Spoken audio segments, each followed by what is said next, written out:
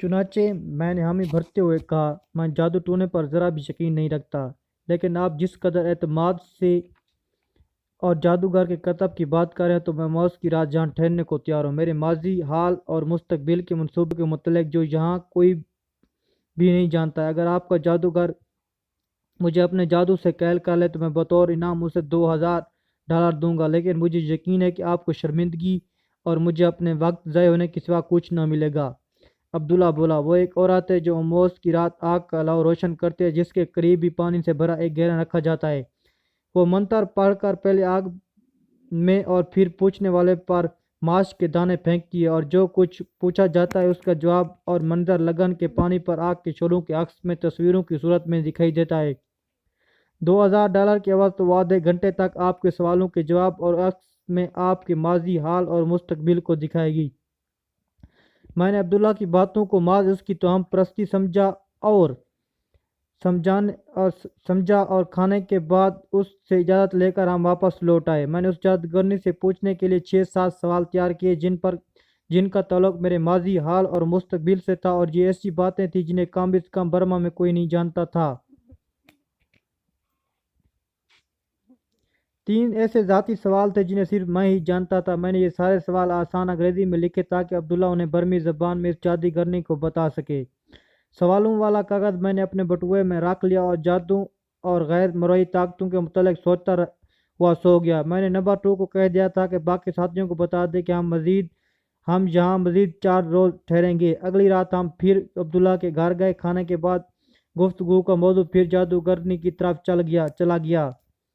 میں نے جادو کے متعلق جب پھر اپنا نظریہ دہرایا تو عبداللہ بولا، موت کی رات آپ خود اس کی سچائی کے متعارف ہو جائیں گے۔ قرآن حکیم میں بھی جادو کے برحق اور جادو کرنے والوں کو کافر کہا گیا ہے۔ رسول پاک صلی اللہ علیہ وسلم پر بھی ایک عورت نے جادو کیا تھا، جس کے بعد حضور صلی اللہ علیہ وسلم بیمار ہو گئے تھے۔ اس کے بعد آیت الکرسی کا نزول ہوا اور حضور پاک صلی اللہ علیہ وسلم پاک سے آیات کی مسلسل تلاوت کے بعد شفا یاب ہوئے۔ تمام الہامی اور دوسری مذاہب میں جادو کا ذکر ہے۔ ہندو مت تو جادو کے داستانوں سے بھرا ہوا ہے۔ قطع نظر اس کے جادو کرنا چاہیے یا نہیں، میں آپ کو یقین سے کہتا ہوں کہ برما میں جادو کرنے والے سینکڑوں ہیں، لیکن ماں سوائے چاند کے سب جھوٹے ہیں۔ بنگال کا جادو مشہور ہے، لیکن وہاں کا جادو عورتوں کے حسن اور خصوصاً لمبے بالوں اور مسحور کر دینے والی آنکھوں میں تعریف میں کیا جاتا ہے۔ اصل اور صحیح جادو جہاں تک مجھے علم ہے صرف برما میں ہی ہے۔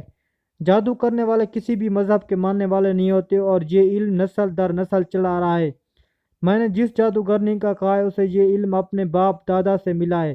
مسلمانوں کی اکثریت کی اس علاقے میں اس عورت کے جادوگر میں اگر سچائی نہ ہوتی تو اسے کب کا ختم کر دیا گیا ہوتا۔ میں ضعیف الاعتقاد نہیں، لیکن آنکھوں دیکھی چیزوں کو جھٹلا بھی نہیں سکتا۔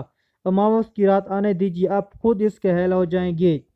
میں عبداللہ کی باتوں سے طرز بضب کا شکار انہیں خیالوں میں مزید 2 روز کھویا رہا، حتیٰ کہ اماوس کی رات والا دن آ گیا۔ سر شام ہی میں اپنے سارے ہمراہیوں سمیت عبداللہ کے گھر جا پہنچا۔ وہ پہلے ہی تیار تھا۔ اس نے بتایا کہ اس کے پیر صاحب نے اس کے لڑکے کو ہمارے ساتھ جانے کی اجازت دی ہے۔ عبداللہ نے بتایا کہ قصبے کے باہر اس کی جادوگرنی کی کٹیا اور ہمیں رات 11 بجے وہاں پہنچنا ہے۔ میرے سارے ہمراہی جادو کا تماشا دیکھنے کو بے تاب تھے۔ میں نے انہیں کہا کہ قصبے سے کھانا کھا کر رات 10 بجے یہاں پہنچ جائیں۔ میں نے عبداللہ کے ساتھ کھانا کھایا اور رات 10:30 بجے ہمارا قافلہ جادوگرنی کے ٹھکانے کی طرف روانہ ہو گیا۔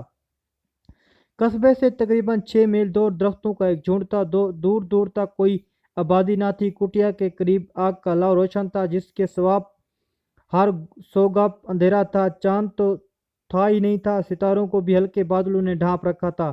ہوا بالکل بند تھی، ایسا سناٹا تھا کہ دل خواہ مخواہ گھبرانے لگا۔ ہم نے الاؤ سے کچھ فاصلے پر اپنی جیپیں کھڑی کر دی۔ الاؤ کے گرد 10-15 آدمی بالکل خاموش کھڑے تھے۔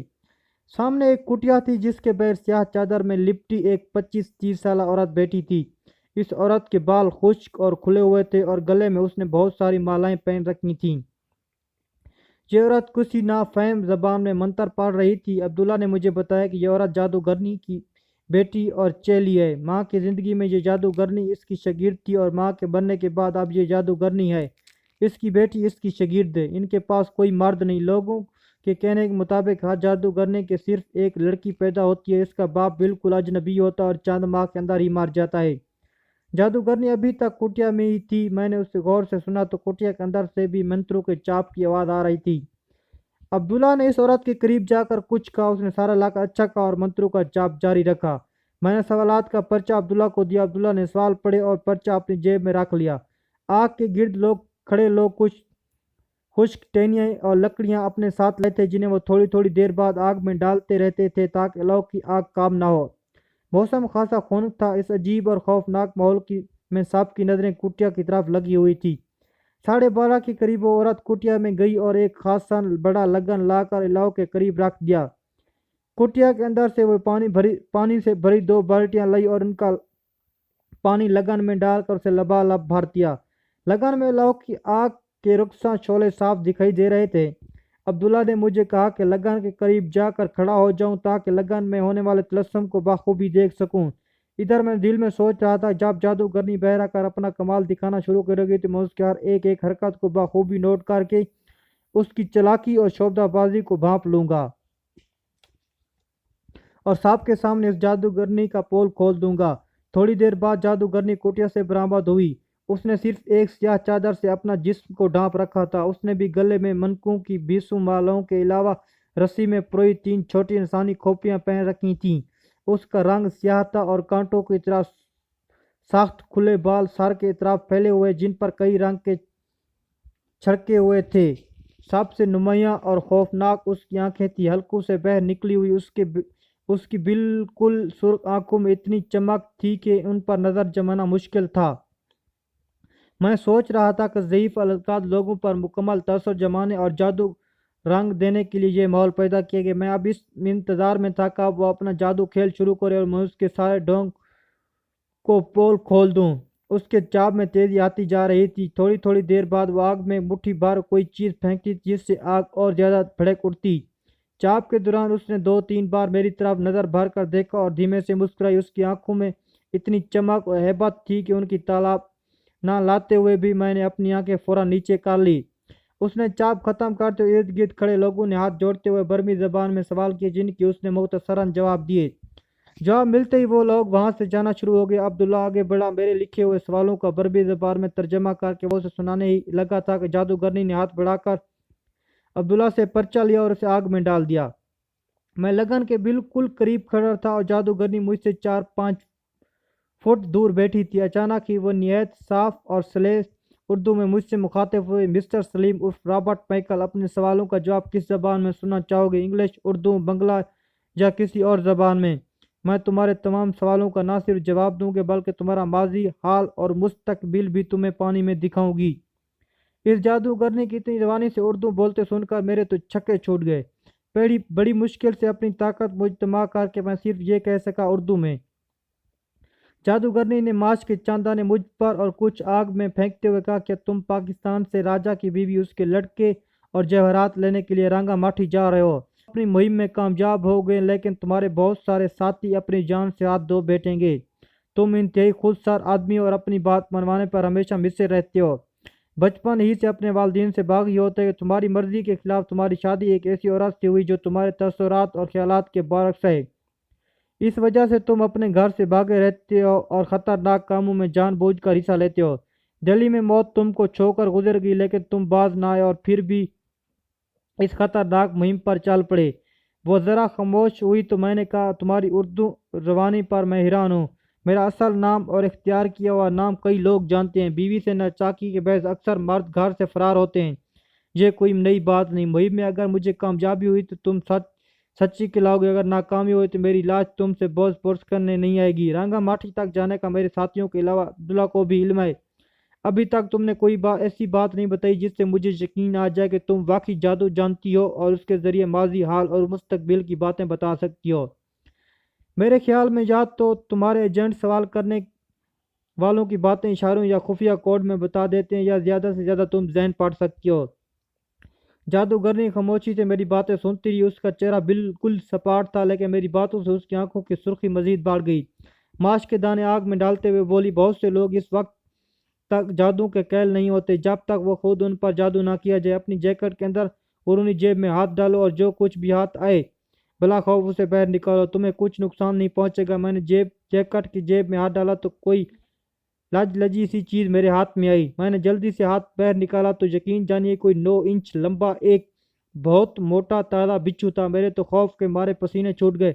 میں نے زور سے ہاتھ کو چھٹکا تو بچھو زمین پر جا پڑا اور رینگتا ہوا جادوگرنی کی کٹیا کی طرف چلا گیا۔ وہ اپنا ڈانگ اونچے کیے ہوا تھا۔ میں نے کتابوں میں پڑھا تھا کہ اس قسم کے بچھو کے زہر کا کوئی علاج نہیں اور کوئی دوا کارگر نہیں ہوتی۔ اس کا ڈسا ہوا تڑپ تڑپ کر چند منٹوں میں ہلاک ہو جاتا ہے۔ وہ بچھو خواہ چند سیکنڈ کے لیے میرے ہاتھ میں رہا تھا مگر وہ مجھے بڑی آسانی سے ڈانگ مار سکتا تھا۔ ابھی میرے آواز بحال بھی نہیں ہوتے کہ جادوگرنی بولی، تمہارے مذہب میں بچھو کو عقرب کہتے ہیں اور تمہاری پیدائش عقربی مہینے کی اس خاص لمحے میں ہوئی تھی جو عقرب کے آغاز کا وقت تھا۔ تمہیں بچھو کبھی نہیں کاٹے گا۔ مجھے فوری یاد آ گیا کہ دہلی میں ڈی ایم آئی کی قید کے دوران میری کوٹڑی میں بھی 4 بچھو چھوڑے گئے تھے۔ 3 بچھو اس اینٹ پر بنے خول میں تھے جسے میں تکیہ کے طور پر استعمال کرتا اور ایک میری ٹانگ پر رینگ رہا تھا، لیکن مجھے کسی نے نہ کاٹا اور میں نے چاروں کو مار دیا۔ جادوگرنی بولی، تمہیں یقین دلانے کے لیے اب میں تمہارے ماضی، حال اور مستقبل کی مرادیں تمہیں پانی میں دکھاؤں گی۔ پھر تمہیں یقین آ جائے کہ اپنے خدا کی مدد پر یقین کامل کرتے ہوئے تم جو خطرناک کاموں میں کود پڑتے ہو، خدا کے علاوہ کچھ اور طاقتیں بھی ہیں جو تمہاری حفاظت کرتی اور تمہیں مشکلات سے نکال لاتی ہیں۔ یہ کہہ کر جادوگرنی نے منتروں کا اونچی آواز میں چاپ شروع کر دیا۔ میں، عبداللہ اور میرے ساتھی بالکل خاموش، سرامیسا اور خوفزدہ، بالکل ٹک ٹک دیدم دم نقشیدم کی عملی تفسیر بنے کھڑے تھے۔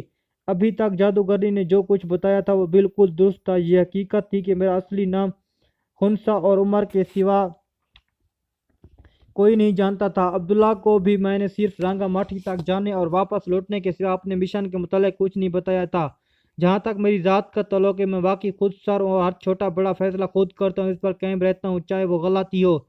خوشحال والدین کی اکلوتی اولاد ہونے کے باعث ان کے لاڈ پیار نے مجھے بگاڑا تو نہیں تھا، لیکن جب والد صاحب نے اپنا یہ فیصلہ سنایا کہ مجھے CSS کا امتیاز پاس کرنا ہوگا چاہے 3 سال لگ جائیں، تو میں گھر سے بھاگ کر چٹا گانگ اور پھر سری منگل کے چائے کے باغات میں ایک غیر ملکی کمپنی میں بطور افیسر ملازم ہو گیا۔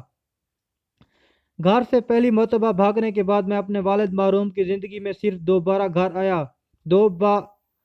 آیا اور وہ بھی محض چند دن کے لیے۔ والد محترم کے انتقال کے 10 برس بعد میں اپنی شادی کرنے پر صرف اس وقت بامر مجبوری راضی ہوا جب میری والدہ نے اپنا دوپٹہ میرے قدموں میں ڈال کر یہ کہا کہ جیسے تمہارے والد تمہارا چہرہ دیکھنے کی حسرت دل میں لیے اس دنیا سے چلے گئے، ویسے ہی میں اپنی ساری حسرتوں اور آرزوؤں کو دل میں سمیٹے محض تمہاری بے جا ضد کی وجہ سے قبر میں چلی جاؤں گی۔ میرے ہاں کہنے پر فوری طور پر شادی کر دی گئی۔ بیوی ایسی ملی جس کا شروع ہی سے مجھ سے کچھ نہ تو ذہنی رابطہ ہو سکا اور نہ ہی اس نے مجھے سمجھنے کی کوشش کی۔ جن باتوں سے میں الرجک تھا وہ اس کو نہ چھوٹنے والی عادتیں تھیں، اور جو میرے شوق تھے ان پر کبھی اس نے توجہ نہ دی۔ اپنے خاندان کی عظمت اور وقار کے باعث میں نے ازواجی زندگی کے آغاز میں اسے طلاق نہ دی اور گھریلو جھگڑوں کو برداشت نہ کرتے ہوئے خود اپنے گھر سے دور ہوتا گیا۔ نڈر میں شروع سے ہی تھا، اس لیے خطرناک جان جوخم کاموں میں بلا وجہ کود پڑتا۔ میں کربی ہوں، اس کا علم صرف چند ایک قریبی دوستوں کے سوا کسی کو نہ تھا۔ جوانی کے آغاز سے ایک نسوانی حوالہ میرے دل و دماغ میں بسا ہوا تھا، اگرچہ خود خال واضح نہ تھے، لیکن مجھے ہمیشہ یہ محسوس ہوتا تھا کہ اگر میری زندگی میں کوئی خوشیاں لا سکتی اور میرے جذبات کے متلاطم سمندر کو پرسکون بنا سکتی ہے تو صرف وہی شخصیت ہے جس کے غیر واضح خود خال میرے دل و دماغ میں ہمیشہ سے ہلچل پیدا کیے ہوئے ہیں۔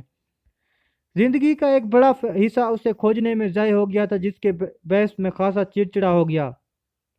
جادوگرنی نے یکا یک اپنا چاپ بند کیا اور بولی، دیکھ پانی میں اپنا ماضی، حال اور مستقبل تاکہ تجھے بھی میری طاقت پر یقین آ جائے۔ میں نے لگن کے پانی پر اپنی نظریں جما دی۔ رخساں شعلوں کے عکس سے ایک تصویر بنی۔ پہاڑیوں کے درمیان میں کھڑا تھا اور میرے چاروں طرف لاشیں پڑی تھی۔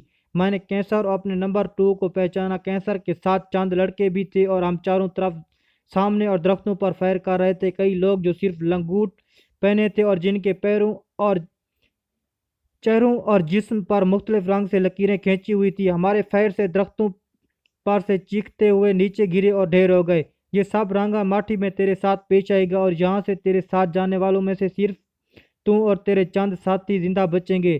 تیرے ہمراہیوں میں سے چند راستے میں ہی تیرا ساتھ چھوڑ جائیں گے۔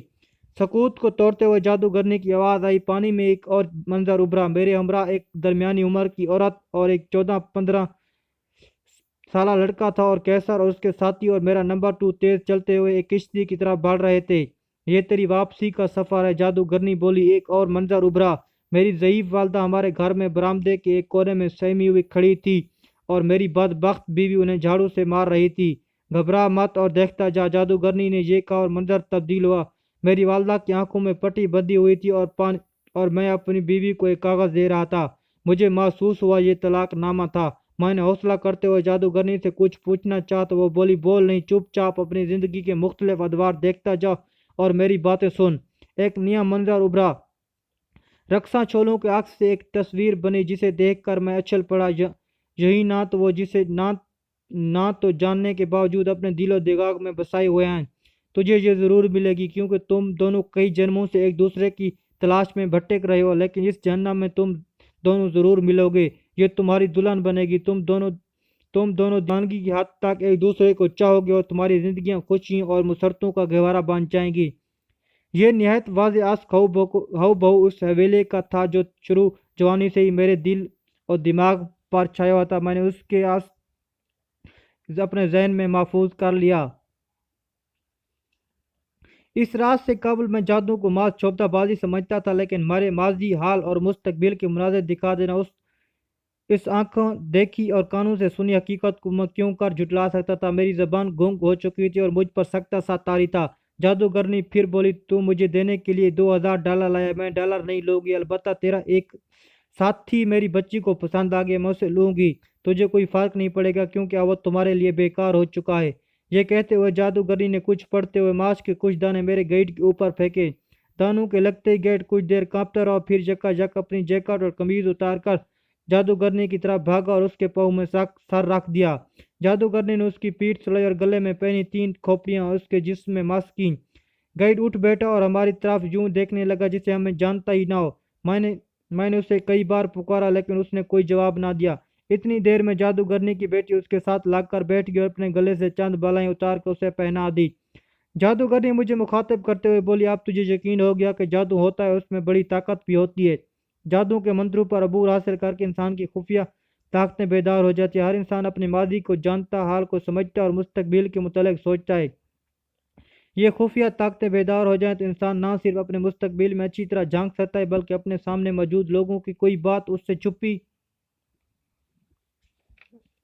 نہیں رہ سکتی۔ تجھے دیکھتے ساتھ ہی مجھے معلوم ہو گیا تھا جادو پر یقین نہیں کیا تھا۔ میں جو زبان بول رہی ہوں اور وہ بھی اپنی منتروں کے زور پر بول رہی ہوں، ورنہ حقیقتاً میں اس زبان سے قطعی نہ بال دوں۔ یہ کہتے اس نے لگن میں سے چلو بھر پانی لے کر آگ پر پھینکا۔ آگ فوراً بجھ گئی جس پر ڈرموں پانی ڈالا گیا ہو۔ جادوگرنی اٹھ کھڑی ہوئی، یہ ہمیں رخصت کرنے کے لیے اس کا سگنل تھا۔